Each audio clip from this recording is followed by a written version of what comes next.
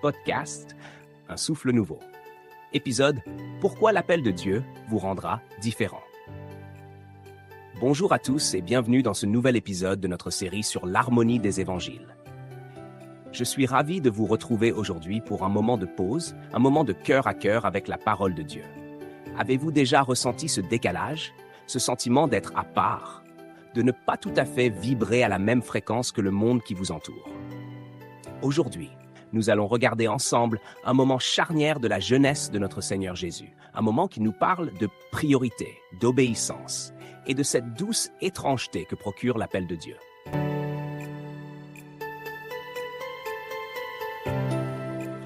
Plongeons-nous dans l'Évangile selon Luc, au chapitre 2, verset 49. Jésus a 12 ans. La fête de la Pâque vient de s'achever à Jérusalem. Imaginez un instant l'angoisse de Joseph et Marie. Dans la foule du retour, leur enfant manque à l'appel. 3 jours de recherche intense, avant de le retrouver enfin dans le temple, au milieu des docteurs de la loi.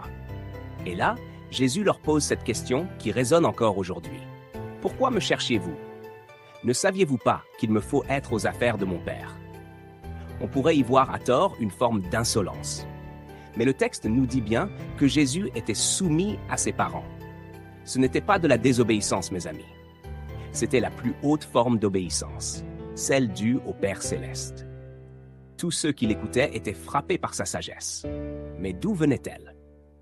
Le verset 52 nous dit que Jésus faisait des progrès en sagesse, en stature et en grâce devant Dieu et devant les hommes.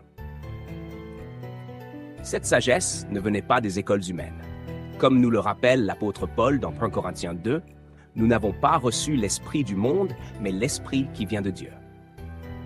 Toute sa jeunesse, Jésus a été préparé, façonné par l'esprit pour son futur ministère.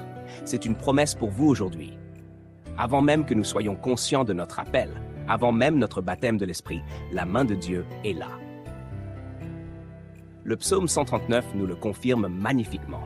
« Tes yeux me voyaient quand je n'étais qu'une masse informe. » Tous mes jours étaient inscrits dans ton livre avant qu'aucun d'eux n'existe. Frères et sœurs, si vous vous sentez parfois étrange aux yeux de votre entourage, j'aimerais vous dire ceci. C'est un bon signe. Regardez autour de nous. La jeunesse, et parfois même les moins jeunes, cherchent désespérément à se faire accepter. On veut appartenir au groupe par les vêtements, les goûts, ou parfois, hélas, par des habitudes destructrices. L'alcool, la cigarette, les relations éphémères. On veut être dans le moule. Mais être appelé par Dieu, c'est être mis à part.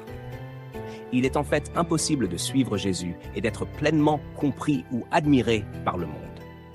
Si vous vous sentez parfois comme un paria parce que votre priorité, c'est Dieu, réjouissez-vous. Cela signifie que vous êtes prêt à marcher dans les pas de celui qui, à 12 ans déjà, savait que sa place était ailleurs. Conclusion, ne craignez pas d'être aux affaires de votre Père, même si cela vous isole un temps. C'est dans ce lieu secret, dans cette différence, que Dieu forge votre identité et votre ministère. Que Dieu bénisse sa parole dans votre vie. Merci de nous avoir écoutés. Que la paix du Seigneur Jésus, cette paix qui surpasse toute intelligence, garde vos cœurs et vos pensées en Jésus-Christ.